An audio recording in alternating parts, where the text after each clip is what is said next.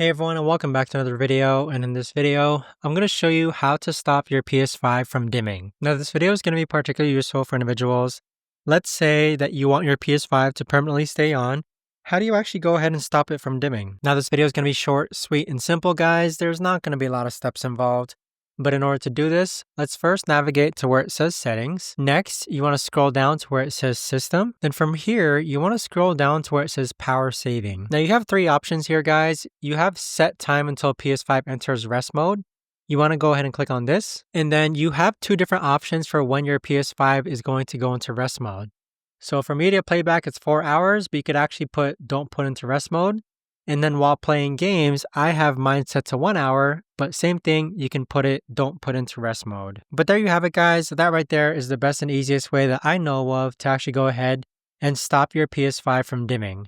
If you guys know of a better or easier way to actually do this, let me know in the comments down below. I would love to know. Thanks so much for watching, everyone, and I'll see you guys all in the next video.